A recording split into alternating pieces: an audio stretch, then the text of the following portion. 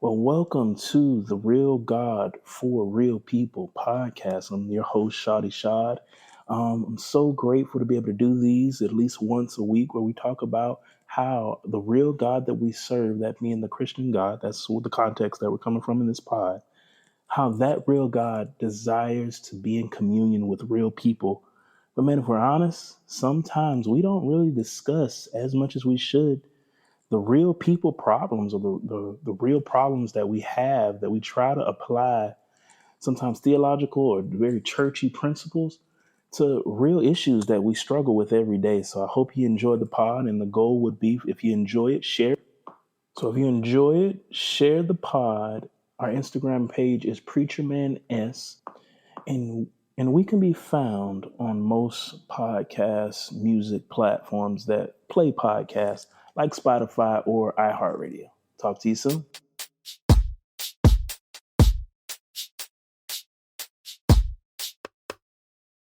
And welcome back to the Real God for Real People podcast. I'm your host, Shotty Shot. So grateful to be able to jump back into the pod with you all. I'm so excited about what I feel like the Lord is just showing me in this season, but at the same time, just grateful to have great conversation as if you're sitting across the dinner table with me right now. So with that being said, one of the things that's kind of been weighing heavy on me, and I just wanted to kind of talk through it with my podcast peeps and community, is understanding, hey, no is free, right? It doesn't always cost us that much. But a yes is always going to cost. No matter if it's a good yes, something that you're supposed to commit to, or a bad one, it's always going to cost you something. And so in this season, I've really been just trying to think through, okay, what cost am I willing to pay? And what cost am I not willing to pay in this season? Not to be selfish, but to care and prioritize the right people in the right season. So can't wait to jump into this week's pod. So glad that you joined with me. For the folks that have been with me for a little bit, even before this one, thank you. For the folks just joining, hey, welcome. I try to make this pod feel as organic as possible on purpose because I just feel like sometimes we just have to have some real kitchen table conversation about the things that we struggle with when it comes to not only faith, but just walking out our faith in community and culture that we live, work, and play. So, back to this concept, no is always free, and a yes will always cost you something. And based on perspective, I can see some arguments that it really goes both ways, that a no can cost you something too. Maybe it costs relationship, maybe it costs time, maybe, it costs something that, takes time to repair.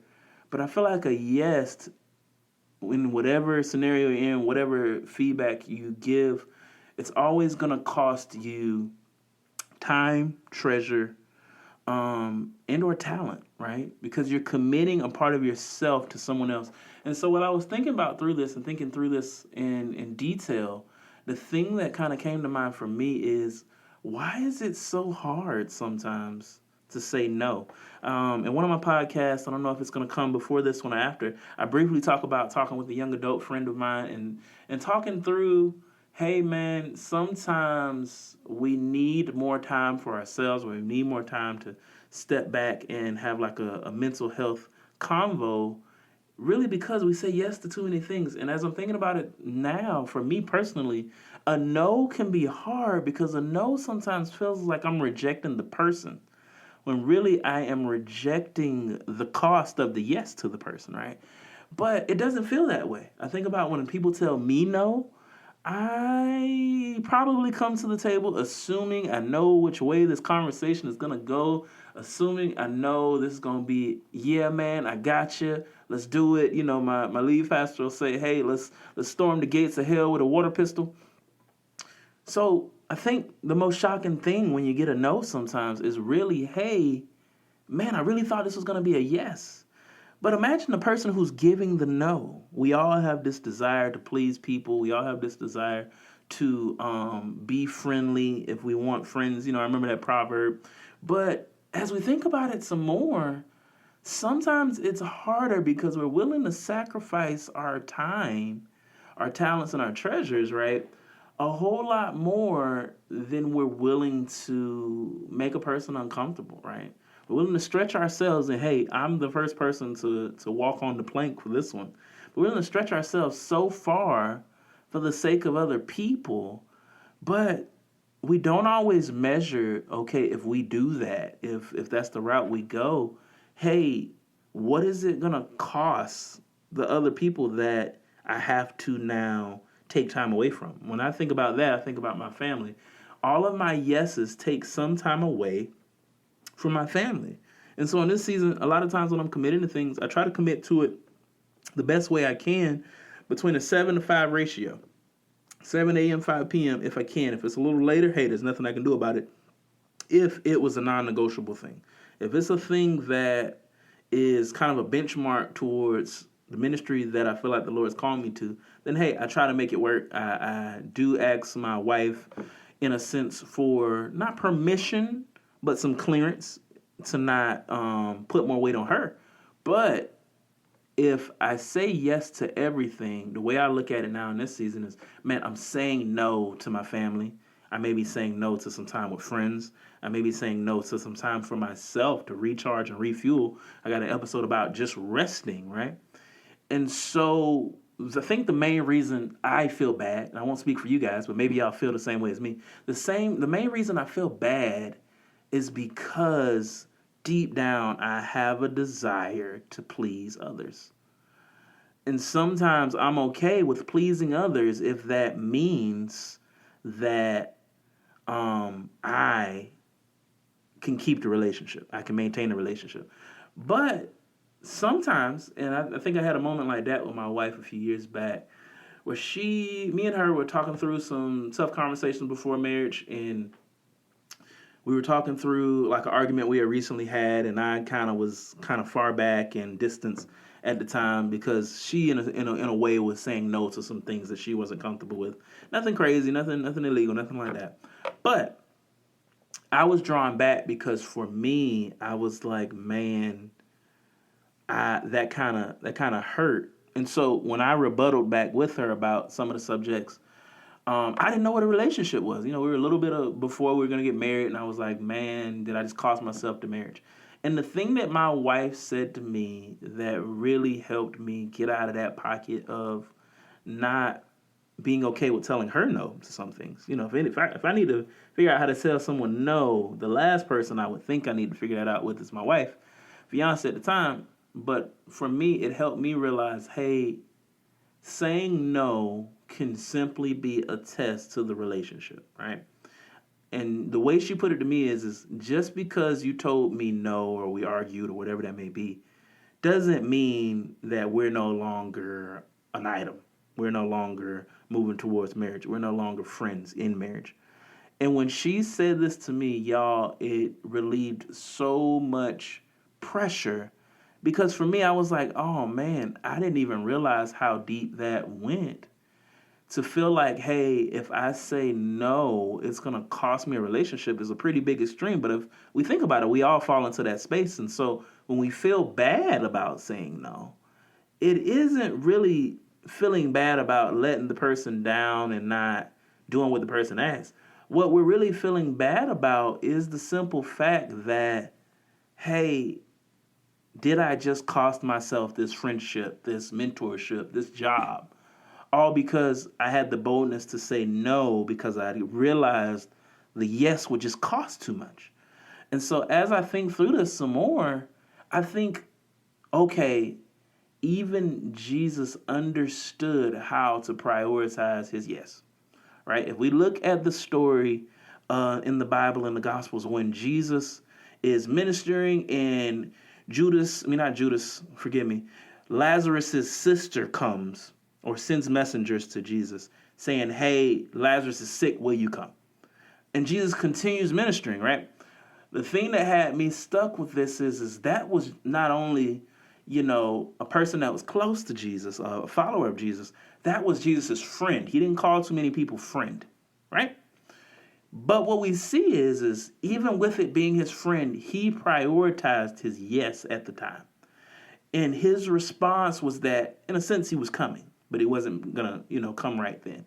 And then when he gets there, we immediately see, hey, Lazarus' sister is in the house, and there's another person with her. I think it was Mary.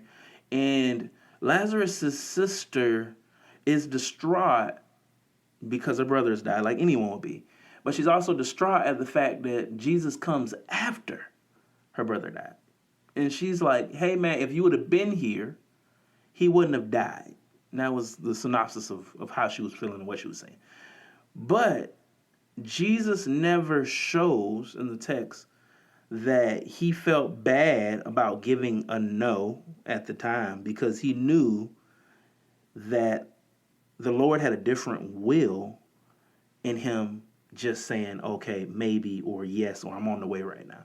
So he comes, and the thing that he does that throws me for the biggest loop is when he gets to where they laid Lazarus, where she lost hope, where she began to question her faith in Jesus, right?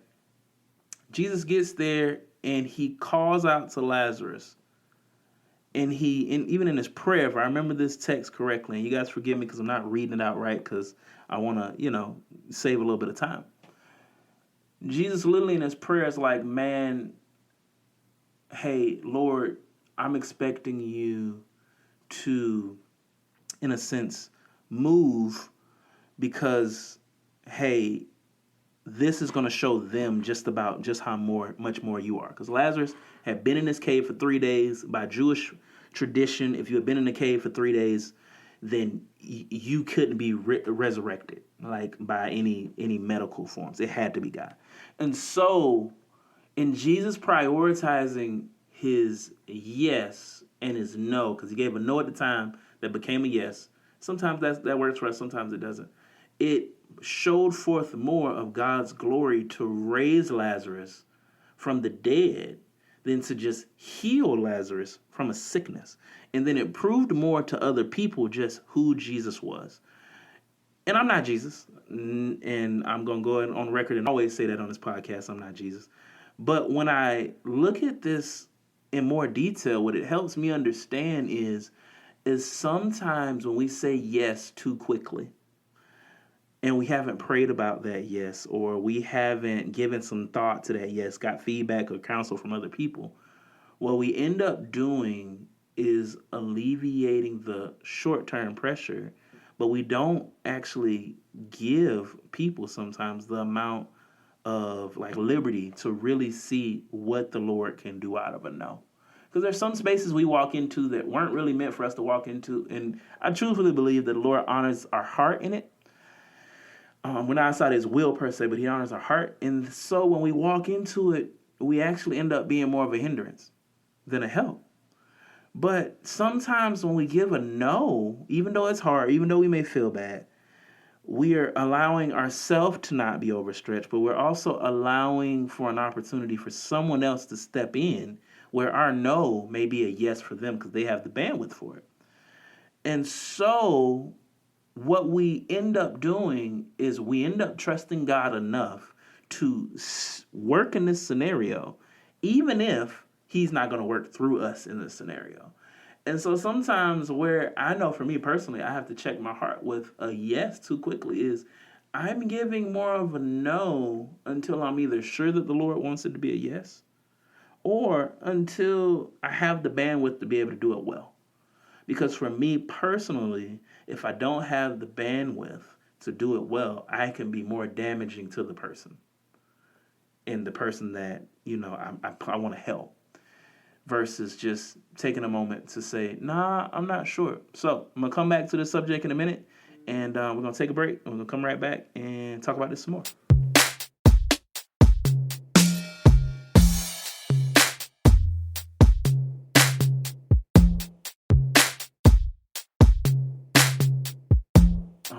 So, as we're talking through, no is for free, and yes will always come at a cost.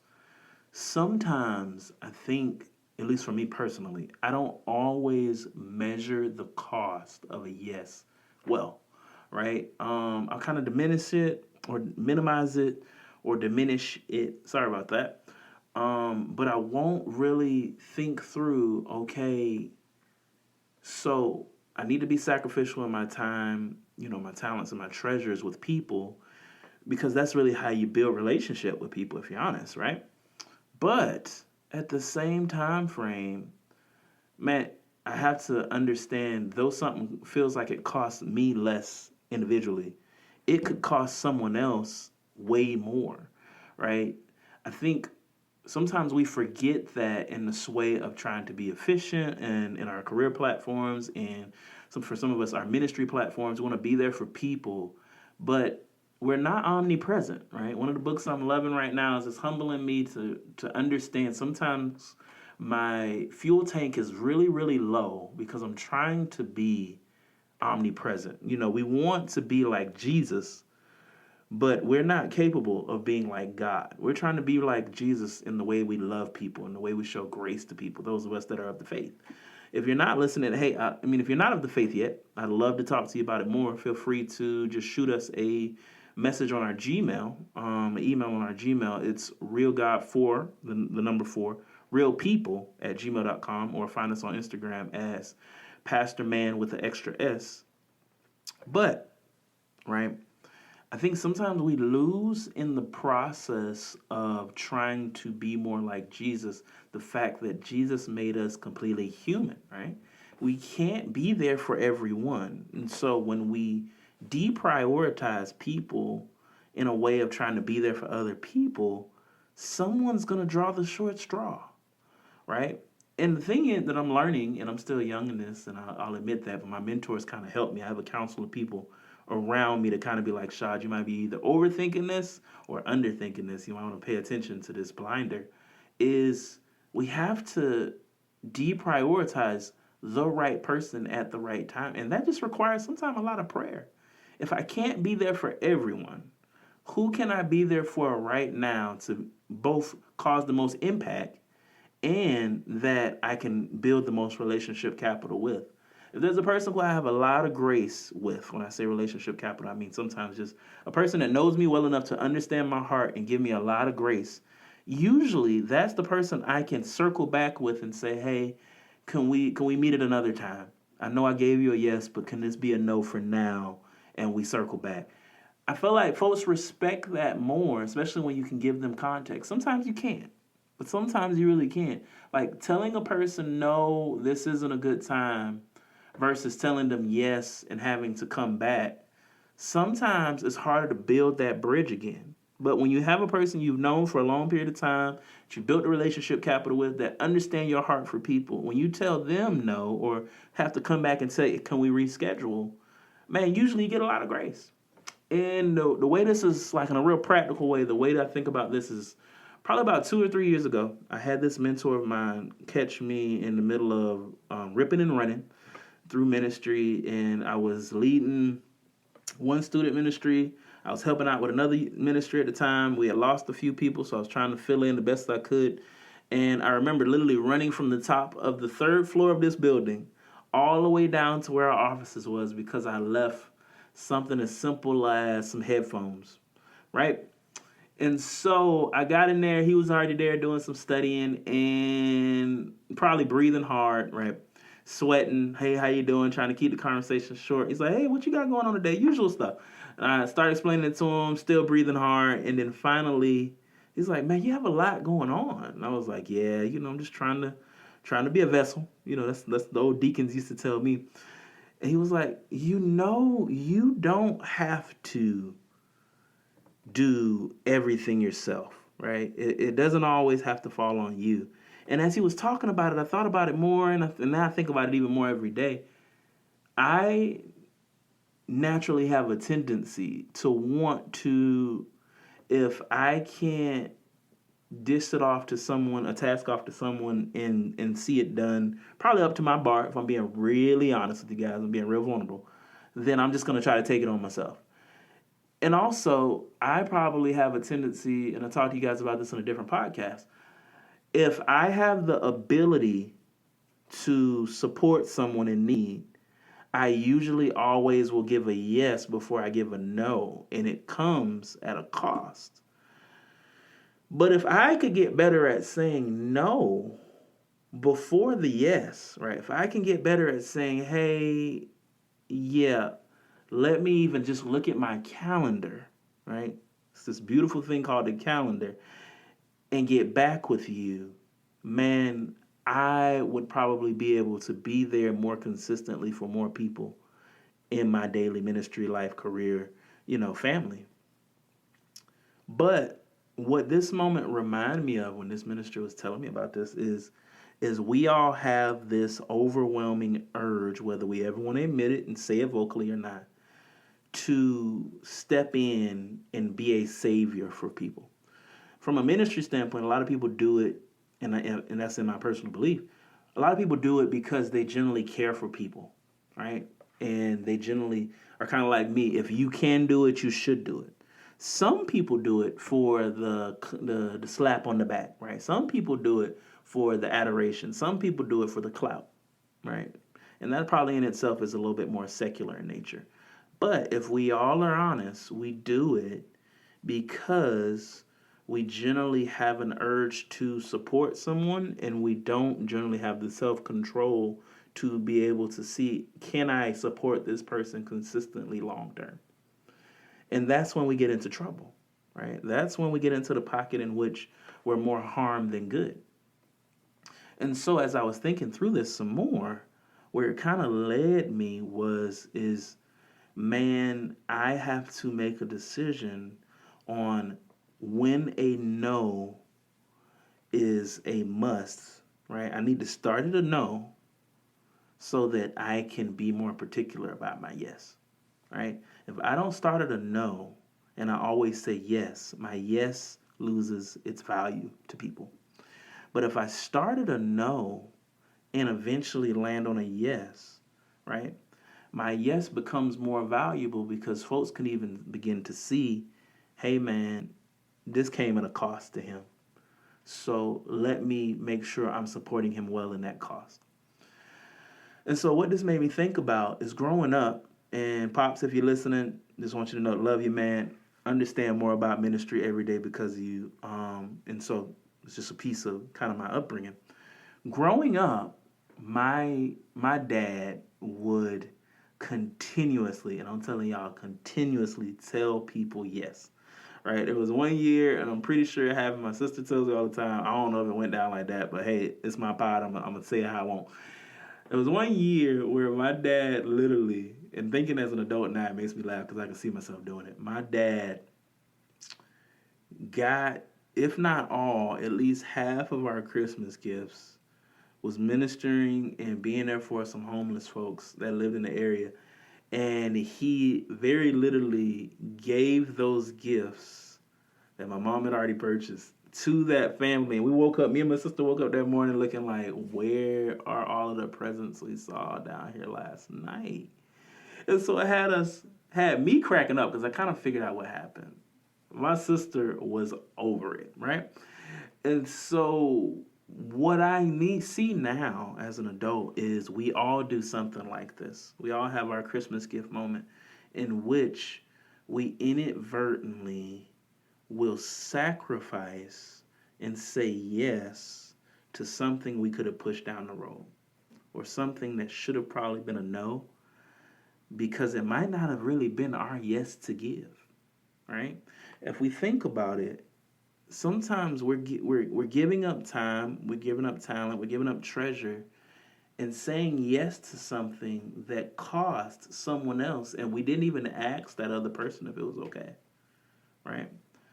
And so it's balancing our priorities to give a no until we're sure it's a yes.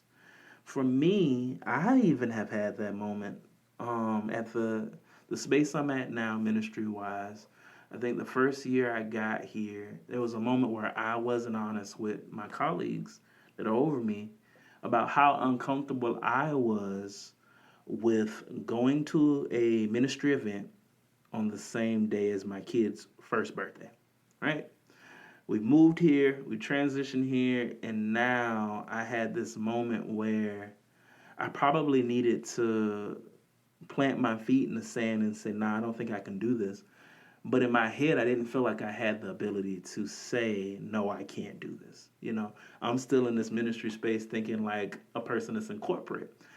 And really, sometimes your boss will give you a task and they really aren't asking you, they're telling you. Now, of course, to the folks who know me pretty well, know where I'm in ministry at now, none of my bosses made me feel that way in any way. If I told them I couldn't do it, we would have adjusted. But at the time frame, I didn't know that was the case yet. And so I was working through with me and my wife, talking through, hey, I may not actually be able to be there and I don't really know what to do. And I could tell the minute I told her that where the cost of my yes was going. The cost of my yes was going to my wife, it was going to my kids. And in my heart of heart, I felt like a horrible father at that moment. The I felt as though I had now given up this moment in which my wife and my kids are literally about to turn one, y'all, at that time. My kids, my friends, my family that knew us even before we got where we're at would never forget, nor would they ever let me live it down. And so I battled the tension of a yes on the other side, which was I gave my yes here, and now I didn't give my yes probably where it should have been. And now my family is paying the cost. And so, like we said in the beginning of this, there's always a cost to be paid. What I love is that when we look in eternity, Christ already paid all those costs. There was a moment in which all of this worked out. The event ended up getting moved or rescheduled, not by my power by any hands, but just by the folks we were hosting it with. And I was able to basically repair what could have caused me issues, probably even in my marriage to a degree, because of a yes I had given. I was able to repair this bridge and maintain the other. And so for me, what it's now becoming is how do I learn, almost like a cost analysis, how do I learn what can almost always be a yes, and how can I do better at starting with a no? So I'm gonna come back to you guys in just a minute, and we're gonna close out the pod. But I just want you guys to think about that for a second. Be right back.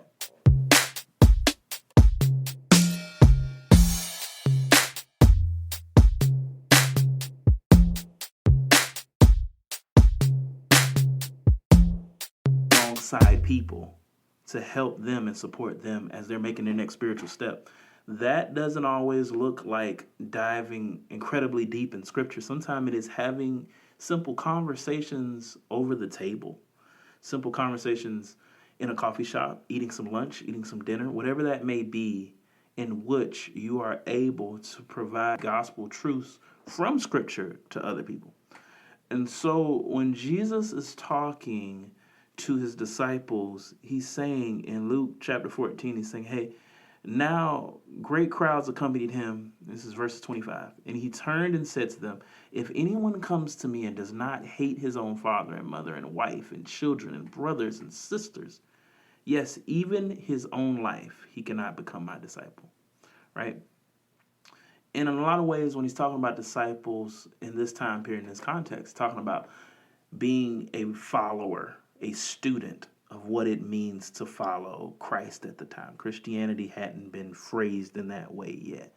But being a person who took on the good news, was a student of Christ himself in his life, they couldn't be with him in that way if there was something in their heart they were still not saying no to, right?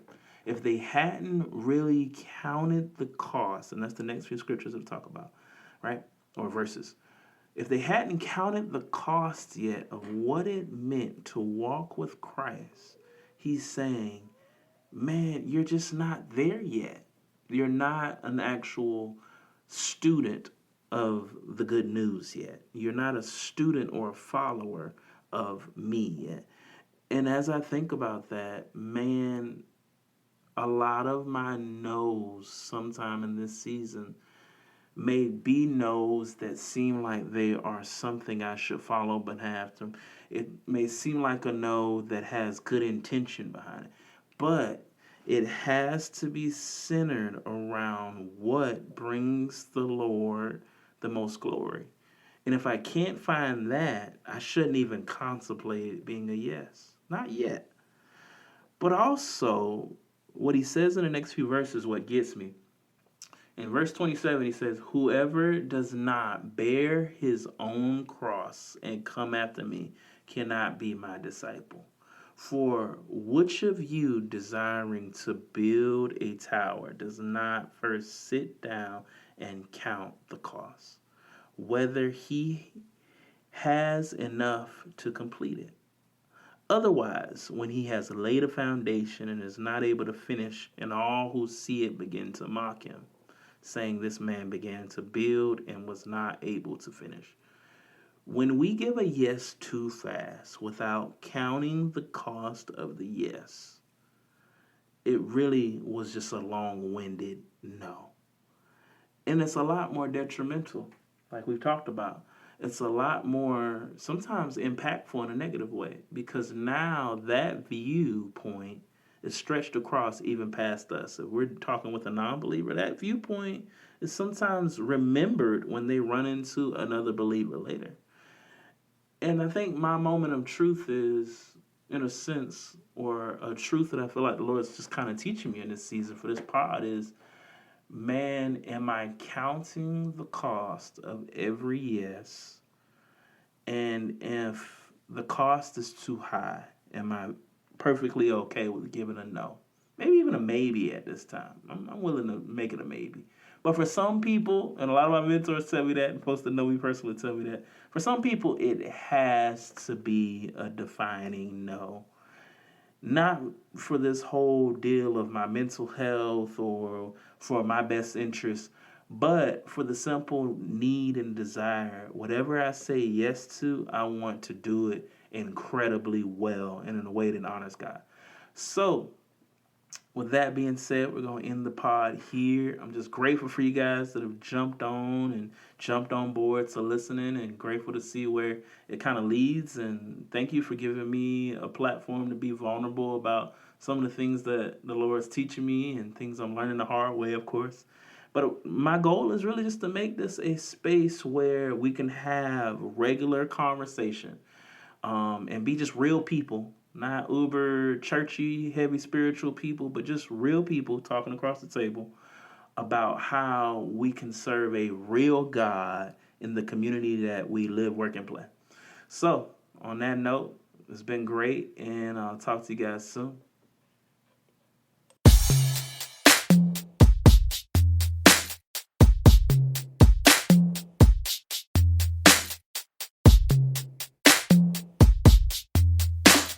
So, as we stated before, if you have been blessed from what you've heard in this podcast or any of these podcast episodes, what we need from you is to like, share, follow, and subscribe. Once again, like, share, follow, and subscribe. If you do those 3 to 4 things, hey, you'll be able to help us get the word out about what the Lord's been showing us through just living life and studying his word. And then 2, you can also help us to get to a point where we can get the word out to more people. Man, I love you guys. Remember, you can also follow us on Preacher Man S.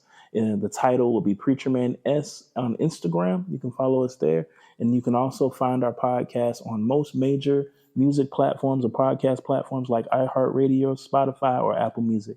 Y'all have a blessed one, and I can't wait to jump back into this next week. Talk to you soon.